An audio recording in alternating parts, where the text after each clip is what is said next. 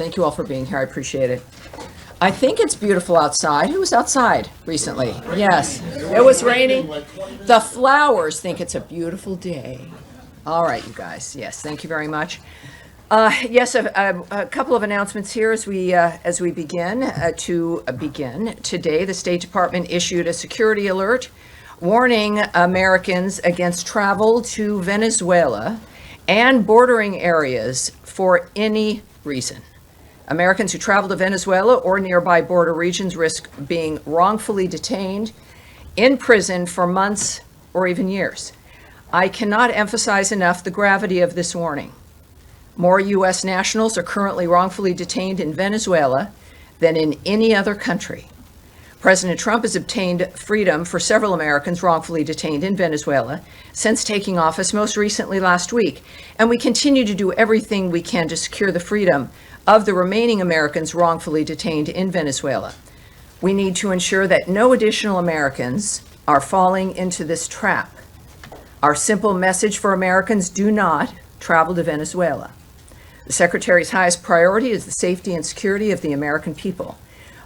And thank you, everyone, especially everyone listening at home, for heeding this warning. Now, turning to Syria. There have been several major steps over the weekend to enact President Trump's vision of a prosperous Middle East and a stable Syria at peace with itself and its neighbors.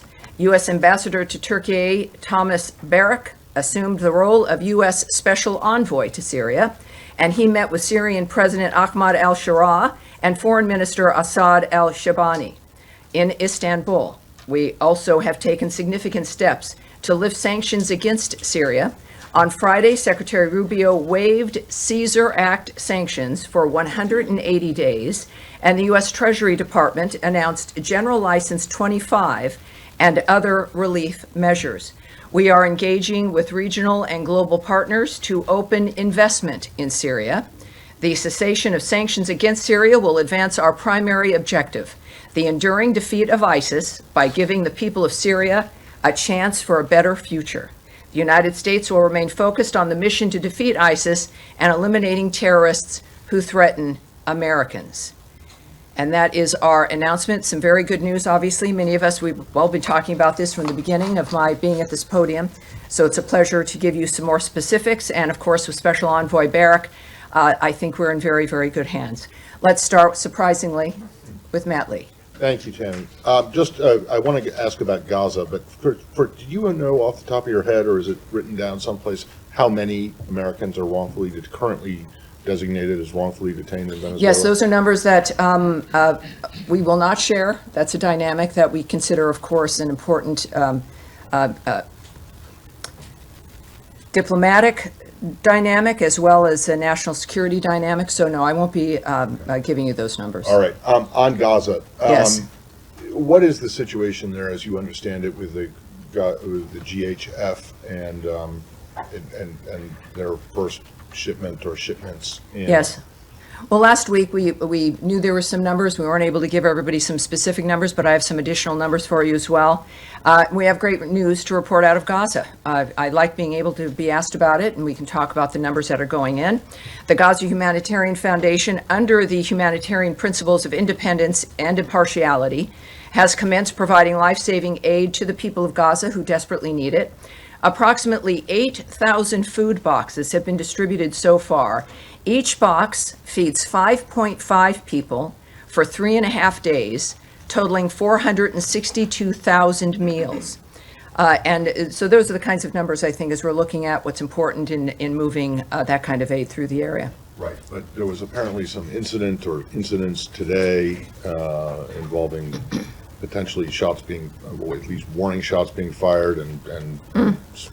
Well, yes, Hamas still has weapons. Hamas is in a situation here where all of this could have stopped, of course, if they had released the hostages and put down their weapons, but they refused to do so. They've also rejected ceasefires.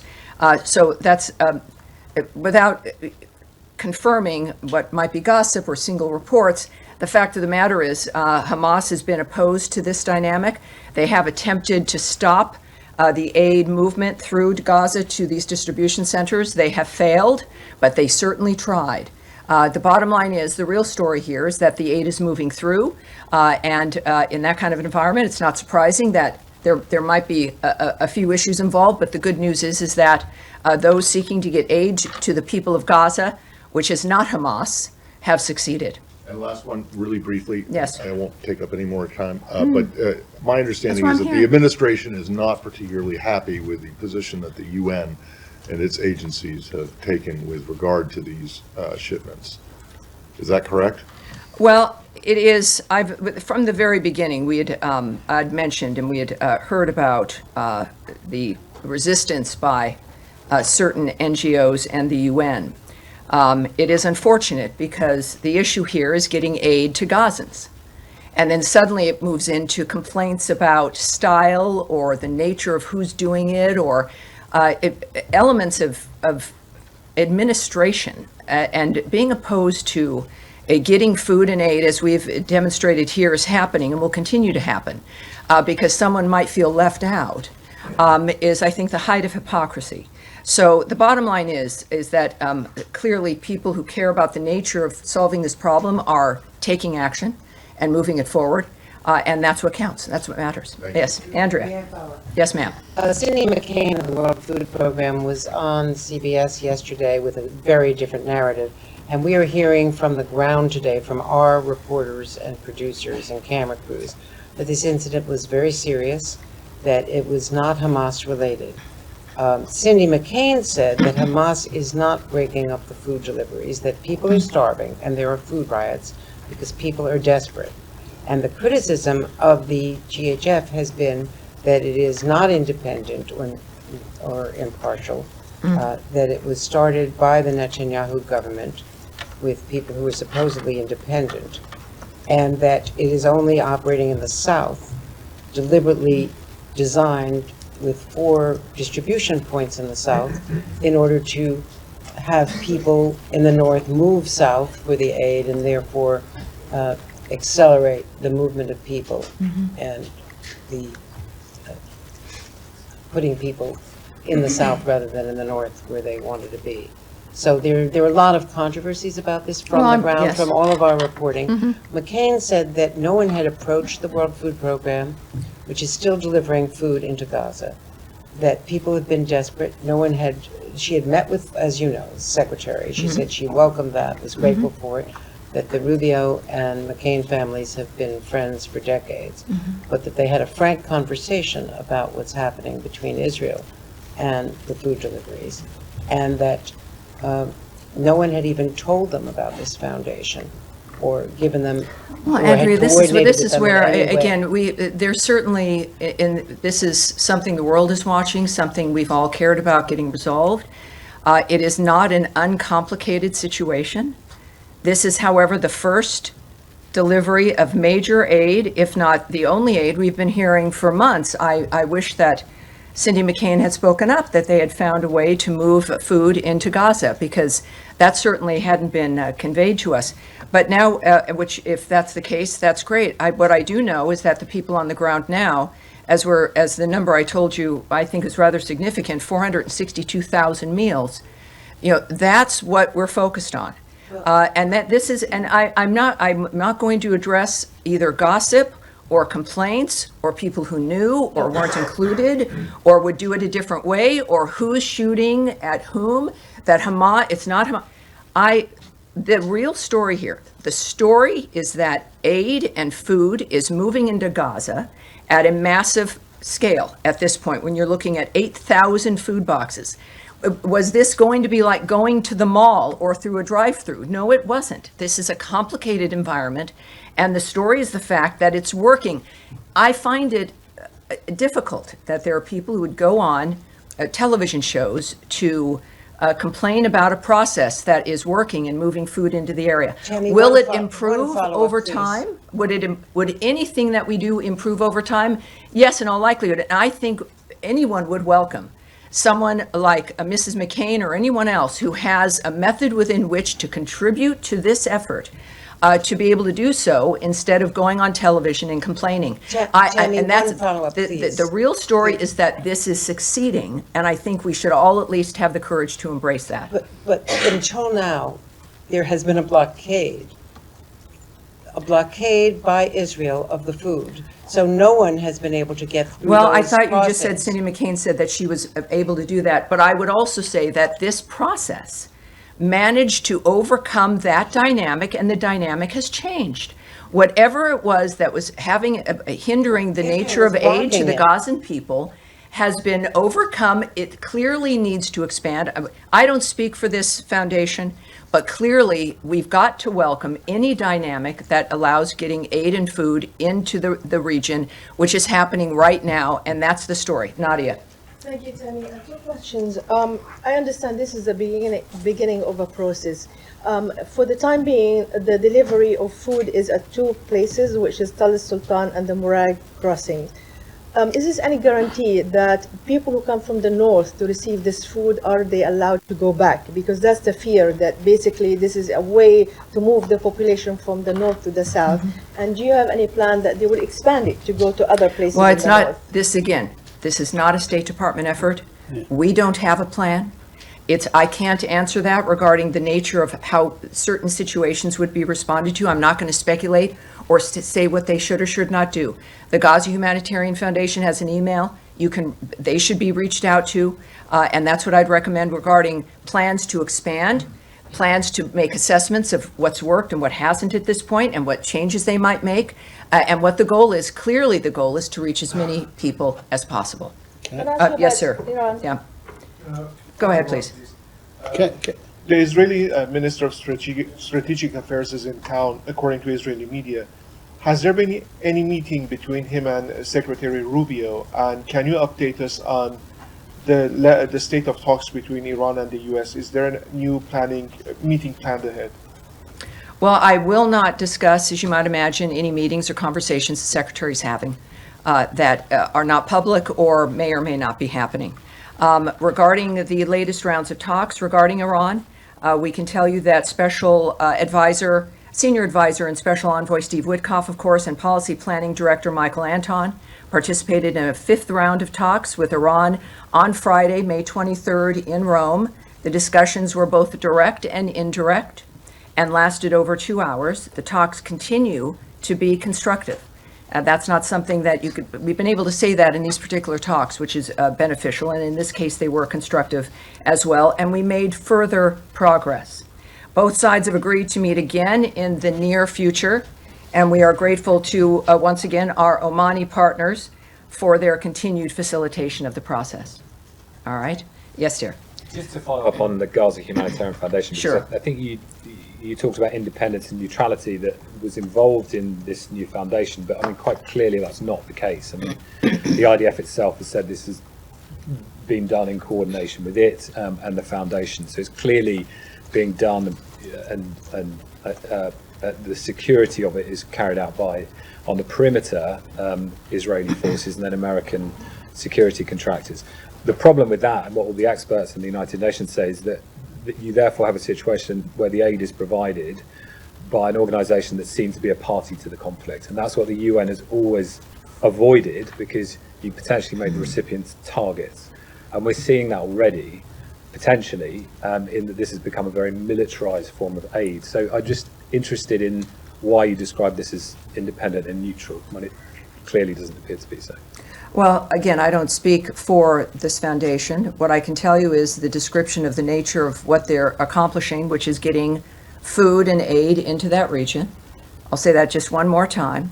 There are some disagreements about how that's being handled, how that's being implemented. But I think that most of us would agree that this is good news, that it, in any other mechanism, under any other expectation, was not able to accomplish this. So it's just that there was another mechanism that was able to accomplish this and more. Which well, was you know, the when United Nations, you're right, we did have a really good mechanism. It was called a ceasefire, which Hamas broke. And it is a ceasefire and a plan that had been operating and offered, which they continually refused to accept, continued to hold hostages, as they still continue to not just hold hostages, but the bodies of the people that they've murdered. And they've refused to do the one thing that could stop this in a moment. They've refused. So we did. We had it was a ceasefire, and Special Envoy Witkoff very successful, and Hamas decided, well, that was just too much of that. So the real story here is that there's food aid going in. There will be people, of course, who will look at some of the details and not like it. But then I think it shows us the priorities of certain individuals when it comes to, at first it was, let's get these people fed, and now it's seems to be something else in the meantime. Yes, sir, go ahead. Thank you, Tammy. Yes. Wait, no, sir. Oh, I'm sorry. I don't know who's speaking, but go ahead. Thank you, Tammy. Last week I asked you a question about the deals signed between the Kurdistan Region government and two US firms. You know what? We last- need to turn his microphone up, and you've got to keep Okay, your head up. I'll repeat the question. Keep your head up. Last week I asked you a question about the recent deals signed between the Kurdistan Region government and two US firms, the nature deals. And you encouraged Baghdad to work with Erbil to resolve the issues. But this week, the Iraqi oil ministry has filed lawsuits against the two deals with the American know. firms. So any reaction to that and how this impacts the US firms' incentive to invest in the region? And I have another question regarding Yes, last week we discussed some of the difficulties here, but as I said last week, worth repeating today with this new news, is that the United States supports economic deals that benefit all Iraqis, including the two announced last week. We encourage Baghdad and Erbil to work together to expand domestic gas production as soon as possible. These types of economic partnerships will benefit both the American and Iraqi peoples and help Iraq move toward energy independence. U.S. oil companies have invested billions of dollars in the Iraqi Kurdistan region's oil sector. We hope to see additional investment from U.S. oil companies throughout Iraq. We know, of course, last week, Secretary of State Marco Rubio met with Iraqi Kurdistan Regional Government Prime Minister Mansour Barzani in Washington, also on Friday, May 23rd, a busy day here. Secretary Rubio and Prime Minister Barzani discussed opportunities to further increase trade and investment between the United States and the Iraqi Kurdistan region. The Secretary commended the Prime Minister for finalizing deals with U.S. companies to expand natural gas production in the IKR, which will help Iraq move toward energy independence. The Secretary and Prime Minister discussed their mutual interests in protecting the rights of religious and ethnic minorities in Iraq and Syria. The Secretary also reaffirmed U.S. support for a strong and resilient IKR as a foundational pillar of the relationship between that the United States enjoys with Iraq. We also believe that U.S. and Iraqi interests are best served by having a strong, resilient Iraqi Kurdistan region within a sovereign and prosperous federal Iraq, and we continue to support U.S. companies doing business in all of Iraq, including trade and investment between the United States and the IKR. As far as the nature of the lawsuits, it's, again, obviously we are looking forward to continuing these kinds of deals. We expect these kinds of deals to flourish and would hope that they would be facilitated. But it's, again, we've got to underscore the importance of an independent and energy independent region, and this is one way that we're going to be able to do it. And another question on Iraq. Sure. Yeah, in separate issue. Do you confirm if there's any U.S. involvement in any negotiations with Iraq to release Elizabeth Surkov, an Israeli Russian academy kidnapped nearly 2 years ago in Baghdad? Has the Israeli government requested assistance from the U.S. government in this regard? I do have something I can tell you on this. There is some reports regarding an exchange discussed. Those reports are categorically false, although we remain committed to existing discussions regarding her, and we have and will continue to underscore with the Iraqi government the urgency of securing her release. That is Elizabeth Surkov's release. All right. Yes. Two questions. Today in Turkey, Foreign Minister Lavrov suggested there was some sort of prisoner exchange deal between Presidents Putin and Trump. Is there any light you can shed onto that? No, there's nothing. I have nothing to report to you about that. Not at all. Separately, there's reporting that the administration may require all foreign students to undergo social media vetting, and that embassies and consulates are pausing interviews for new student visas, according to a cable from Secretary Rubio. Is that accurate, and do you have any other information? Well, if you're discussing that, that's something that has not been discussed publicly. It would have to be leaked material if it exists. What I can remind everyone of, which we've discussed for months here, is that we use every tool in our tool chest to vet anyone coming in who wants to come into this country. And in order to do so, it has to apply for a visa to gain access to our nation. So every sovereign country has a right to know who's trying to come in, why they want to come in, who they are, what they've been doing, and at least hopefully within that framework, determine what they will be doing while they're here. So that's nothing new, and we will continue to use every tool we can to assess who it is that's coming here, whether they are students or otherwise.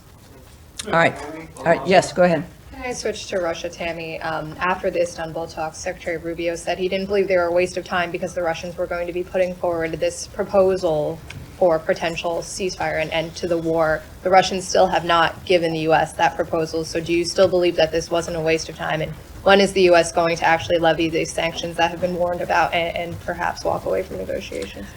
Well, you've seen, I'm sure, President Trump's tweets. Yes. He is the one who recently spoke directly to President Putin and is the one whose vision of diplomacy, of getting these wars to stop across the globe, but certainly that one can be arranged. He's been very optimistic, he has. And as we've seen over the last few days, including this morning, the president has been very blunt about his opinion about President Putin. What I can say is that also, by the way, which has generated, I think, the president's ire and all of our extreme concern, are the attacks resulting in civilian casualties in Ukraine. The president has said many times this has to stop. We are monitoring reports that this weekend's airstrikes by Russia constituted the largest aerial assault on Ukraine since the start of the war. Obviously, our thoughts, prayers, and awareness sits with the victims and their families. We are calling for restraint and urge all parties to avoid further escalation. We continue to support direct talks between Russia and Ukraine. The president supports any mechanism that leads to a just, durable, and lasting peace. Any mechanism. There is no military solution to the Russia-Ukraine conflict, and a diplomatic solution is necessary. I will, for those who did not see the president's statement indicating the extremity of his concern from last night, just as the top, I've always had a very good relationship with Vladimir Putin of Russia, but something has happened to him. He is needlessly killing a lot of people, and I'm not just talking about soldiers. Missiles and drones are being shot into cities in Ukraine for no reason whatsoever. And that goes on, and that's from his Truth Social account. And this morning, he noted, what Vladimir Putin does not realize is that if it weren't for me, lots of really, really bad things would have already happened in Russia. And I mean really bad. He's playing with fire. Sorry, Yes. one quick follow-up, Tammy. The Germans say the U.S. has lifted all of its restrictions on the use of long-range weapons. Can you confirm that? And when was that? And I'm not decision going to taken? discuss that. No, I'm not going to confirm that. Yes. Thanks, Tammy. On that memorandum for peace that Russia's supposed to be coming up with, was there a timeline ever set for when Russia needed to hand that over? Do you see this as a delayed tactic, stalling direct talks? Well, I can't speak to what, if there was, what the agreement would have been, if there was a timeline. I can't share that information. I think clearly you should look to the president's sentiment that he's made very public as to indicate whether or not he's satisfied with what they've done. Yes, sir, in the back. Let me follow up on that question. Get your reaction to Russia's response to the president's tweet, calling it "quote unquote" emotional. Oh, yes. Well, I'm not going to speak about the president's emotions, but I think one reason why he was elected with a mandate last year is that we can all relate to him. He's transparent. He's doing something he cares passionately about. He knows what he wants to accomplish. He inherited a world that was on fire and is determined to stop those things. We've heard his remarks about all of this, clearly indicating a personal interest in the nature of what is occurring. And I think that that's what we all appreciate about him. If the Russians cared about the nature of how this is proceeding, they would be thinking less about that and more about what they could do, which is in their hands, to stop the carnage and the slaughter that's happening right now. So it's, I think, pretty clear where both sides are at this And point. then, given the president's public frustration of Putin, is it fair to expect some immediate policy adjustment on your end? I wouldn't call it frustration. It is a statement of the man who has led the effort for peace in so many different regions, making it clear and being completely transparent about his opinion about what's transpired. And I think that is something Russia should take seriously. Americans certainly do. And there are, as I've mentioned last week, that there are many different things that the president has at his disposal to make sure that our position is felt and that can be used to make an impact to stop this carnage. Yeah, yes, sir. King Charles has been speaking to the Canadian Parliament in the last few hours, saying that Canada faces another critical moment and is determined to protect democracy, self-determination, freedom. The true North is indeed strong and free, and that's being sort of seen by many as a clear endorsement of Canada's sovereignty, a rejection of the idea of it being the 51st state. Do you endorse his sentiments? I'm a fan of Prince Charles, King Charles, and of Prince William and Princess Kate. I think they're a great family. That's it. Canada's Yes, sovereignty. Sean, go ahead. If you don't mind, let me go back to the student visa issue. Leaving aside the issue of the cable, the secretary himself has said that the vast majority of students in the country, foreign students, have done nothing wrong. They shouldn't be worried about their visas. They're welcome to study at American universities. People going to universities this fall, foreign students, should they be concerned that their visas won't be processed in time? Do you think that is the State Department confident that people can still attend autumn semesters? Well, you know, this is every dynamic, and again, we don't speak about individual visa cases. We don't speak about the nature of the choices made about individuals. We do know, though, that we take very seriously the process of vetting who it is that comes into the country. And we're going to continue to do that. We're going to continue to vet, and we continue to have an interest. Again, whether they be student, or if you're a tourist who needs a visa, or whoever you are, we're going to be looking at you. I think why it seems to be such a controversial thing that's going on, but it shouldn't be. And every nation should take seriously, and does, who's coming in. So if you're going to be applying for a visa, follow the normal process, the normal steps, expect to be looked at, and we go on from there. And processing delays, do you expect students applying now to Again, I can't speak to their individual experiences, but of course, it seems like the nature of the reaction to this is that, but I can't, we've always vetted people trying to come in. We've always looked at visas seriously. It's why we have a visa, so that you can stop and look at someone. So I can't speak about what the individual experience will be, but the fact is that everyone knows that it's a reminder, certainly, that we're taking it seriously. Yes, go ahead, certainly.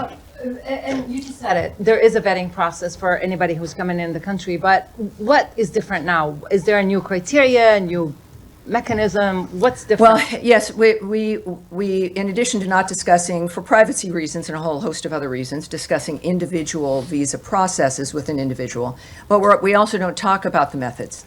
We're not going to lay out here with the media the nature of the steps that are taken, the methods that we use. That would seem to be a little bit counterproductive, perhaps. But it is a goal, as stated by the President and Secretary Rubio, to make sure that people who are here and understand what the law is, that they don't have any criminal intent, that they are going to be contributors to the experience here, however short or long their stay is. And so the details of which I won't reveal, but it's one that will hopefully achieve our understanding of who deserves to visit this country and who does not. And just on Gaza, if I may. Of course. There were, to say it mildly, there were some challenges today delivering the aid parcels to Gaza. If there are more challenges of this sort, or if these challenges intensify, what do you expect? Is there a plan B? Does it stop? You Does it? contact the Gaza Humanitarian Foundation. I know it can be,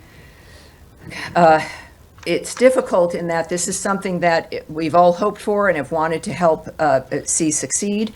But the fact is, this is not a State Department project or effort. So we're not in a position to make that declaration and even really speculating. The people who've done this clearly want to do it. They want it to succeed. And I think addressing this with them might be very useful. Yes, Saeed. Thank you very much. Just how can one contact the Gaza Humanitarian Foundation? This seems to be the gripe. I don't of the think United anyone would Nations. appreciate it if I gave out an email right here from the podium. I think there's a thing called the internet, and you can type them in, and you will get an email address.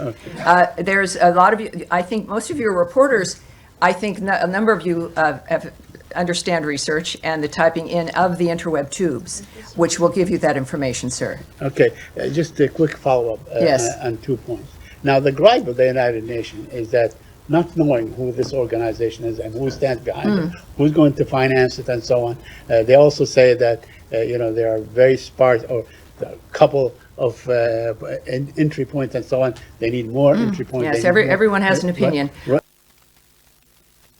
I The understand UN that. because- What I do know, too, is for the first time ever, Saeed, with your very well-founded concern, I can tell you that over almost 500,000 meals have been delivered into that region. I am pleased to be able to say that to you without dealing with someone or an entity or a group that isn't entirely happy because it's not absolutely perfect or because they would have done it differently. But we finally have that happening. Yes, sir, in the back, right there with with the great hair. You've got great hair, but no, yes, sir. You're pointing. You're doing this. I don't have gray hair. No, I'm not. Yes, that's why I'm not pointing. I think you probably do.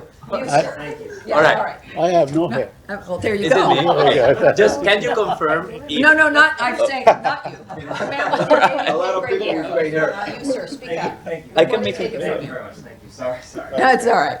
If you wait, they run right by you. Right. Yeah. All right. What's your name, sir? And what outlet? News. All right. Thank you. Welcome aboard. Thank you very much. As you said just earlier today, the world has been shocked by what's happened in Gaza over the past few days. The silhouette of a little girl. Well, I said it's been shocked over generations about what's Sure. been happening Absolutely, in Gaza. absolutely. And that Hamas certainly has refused to stop that violence. But go ahead. But just in the past few days, we've seen the silhouette of a little girl trying to flee burning classrooms surrounding her, killing people around her. We've seen thousands of Palestinians starved by Israel's blockade, herded between fences as they try to get fed today. A doctor who saw 9 of her children killed by Israeli bombs. All the while, this administration, of course, as we've seen, has sought to deport students who protest this, including one student who wrote an op-ed against this kind of behavior. The administration came in telling Americans it would be more pro-peace, more anti-war than This the is previous... beginning to sound like a soliloquy, sir. Do you have than a the question, previous- than the please? Do you previous have a question, administration. please? I'm curious... Yes, that's a how- very serious issue, and everyone Yes. has your question. Yes. So please wonder, ask it. I wonder how you see this administration being more pro-peace or more anti-war than the previous administration, given these kinds of horrors that Americans are witnessing. Yes, well, it is a dynamic where, as I also just mentioned a little bit ago, we did achieve a ceasefire, something which nobody thought would be possible after the heinousness of October 7th, the nature of what had occurred on that day, the fact that there has to be a new way, the president has stated, we have to have new ideas to make a difference so this stops and doesn't go from generation to generation, which all of us have experienced. It's right, wash, rinse, and repeat over and over and over again, every 20 years. And it would never stop. I think that what we've got here is after, I don't know, what has it been, 3 months, a bit over 100 days of President Trump, managing to get, I think, every warring party, every hostile party against other people on this planet to a table to stop. Now, that's the simple part. Making things happen and making it last is another thing. Hamas, we did have a ceasefire. And then Hamas decided once again that that was just not going to do, and they continue to do what they do. That, first of all, again, regarding that particular issues over the last few days, we call on all parties to this conflict to take every feasible measure to mitigate civilian harm We refer you to Israel for more information on its airstrikes. And we also know, as we all do, and this is one of the things that we've discovered time and time again, that Hamas uses hospitals and other humanitarian areas as human shields. This is why we continue to try to get a ceasefire done, despite the obstacles that Hamas constantly presents. It is apparently their hope that we would just give up and go away, or that the usual status quo would continue. But President Trump is not that person. He's a person who gets it done. And after decades of conflict, I understand you're frustrated after maybe 3 months of it not being perfect yet. But that is what we are going for. We will continue to work for this. It is President Trump's commitment. Yes, Eric, please. Eric, go ahead, please. Thank you, Tammy, for the question. Wanted to ask you, the end of last week, we reported, and you began... And you're Bloomberg, for those watching who don't know. Go ahead. You began the conversation today, or excuse me, the briefing today, with a reference to Venezuela and to the challenges faced by Americans in Venezuela, the repression of the Venezuelan regime. Correct. The license for Chevron to produce oil in Venezuela expired yesterday. Our reporting is that there's a very narrow license for basic maintenance to make sure that equipment that's in the country doesn't become completely unusable, so that one day if there's a change of government, it might be possible to drill and produce again. This is a license that would have to come from the administration. Do you have anything on that as far as whether that's been granted? I can't speak to that at all, but what I can say is actually your timeline on the Chevron license is wrong. It's tonight at 11:59. Gotcha. So this is the last hurrah here. That will expire at 11:59 this evening. Okay. What we can say, of course, also is that, just to be very specific, beyond the warning, of course, to Americans, is that we will not allow any money to move to the Maduro regime that assists their regime. We are, of course, very conscious of the dynamic regarding, as we discussed earlier, as you noted, those who are held wrongfully in Venezuela. But we also are going to make sure that, as the Secretary made clear last week, that this license expires. That, of course, is going to be felt.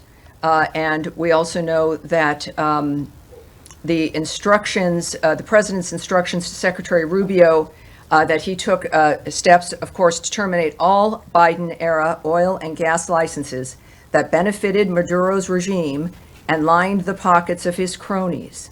We are going to continue to deny any funding of the Maduro regime that it uses to oppress the Venezuelan people. So I hope that answers both of those questions.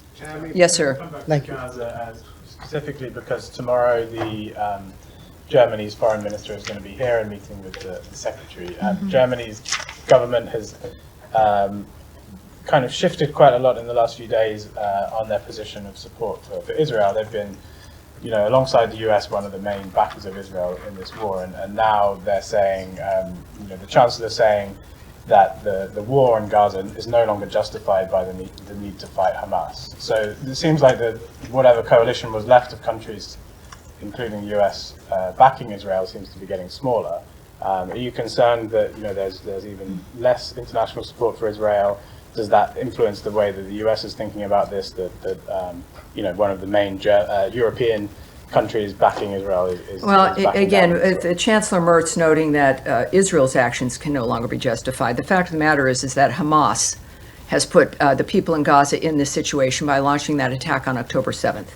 And by continuing to hold hostages, including the bodies of 4 Americans, and continue, of course, to maintain their weapons. So when we think about actions that can no longer be justified, I think we should adjust ourselves and look at what put us in this position in the first place. Regarding the UK, Canada, France, and any number of others that took disappointing steps last week, unilateral recognition of a Palestinian state, in this case, is unproductive and obstructs ongoing U.S. efforts towards peace in the region.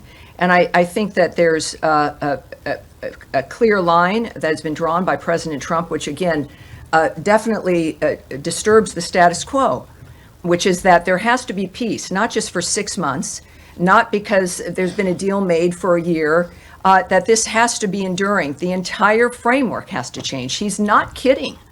He's not kidding, because otherwise, in 5 years or sooner, someone will be in your position, someone else will definitely be in my position, having the same conversation. We can't allow that to continue. That is President Trump's understanding and vision of the change that needs to occur. And the fact is that the status quo does seem to be perhaps the easier thing to maintain, but it's not the one that's going to save lives. All right, yes, there, right there. Go ahead, speak up, yeah. Thank you, Tammy. President Gustavo What, no, excuse me, sir. I'm sorry. Yes, that will get you not called on, because you can tell I'm not looking at you. Go ahead, sir, please. Yeah, I have two questions. The first one is about Russia and Ukraine. We're seeing the Secretary of State several times saying that the U.S. are closing to stepping back in different ways, and we know the U.S. did play several cards. So what can we expect if this is happening? It means providing more weapons to Ukraine in order to leverage with the Russian, or just it means doing nothing? Well, President Trump and Secretary Rubio have said multiple times that this is not a war that can be solved through the military and through violence, that it has to be done diplomatically. At the same time, you've heard President Trump note that there has to be direct talks between the parties, direct talks between Russia and Ukraine. Also, President Rubio's comments now for weeks that unless there was progress, that our approach would change, not our support for ceasefire or helping to achieve it, but the issue of mediating might adjust. As of right now, of course, there's a lot that's in flux, and President Putin is getting a sense of President Trump's anger at the nature of what's transpiring. But I think that it's clear that both parties need to begin to look at this situation in a direct way with each other to make the difference at this point. Can I go follow up? On Gaza and Israel, is there a limit to President Trump patience, let's say, or he will? I'm sure keep there is. Letting keep letting Prime Minister Netanyahu doing what he's doing in Gaza, or President Trump at a certain point will say, "Stop, let's." Well, sit down. if you see President Trump, you could ask him directly that. I'm not going to So presume. let's say, I know I'm not going to Secretary presume Rubio. President Trump's frame of mind about what he's willing to do or won't do. This is a man who's serious about getting a situation finished, of getting a deal done, of ending the situation which he is clearly confident it can end. My assessment of what he would do, he's him for a reason, and I'm not him. The last thing I think any of us want to do is second guess the president, certainly in this case, President Trump. He's also a human being, even though sometimes, he does more than what the average human being can do. But I feel that, as we've seen today with Putin, that there is a point that he looks at things differently. And how that manifests, just like with everything else in this administration, it will happen quickly. And that's what I've got for you today. Thank you, everyone. Thank you, and I'll see you on Thursday. Happy ending of the Chevron license day. Happy ending. All right. Thank you.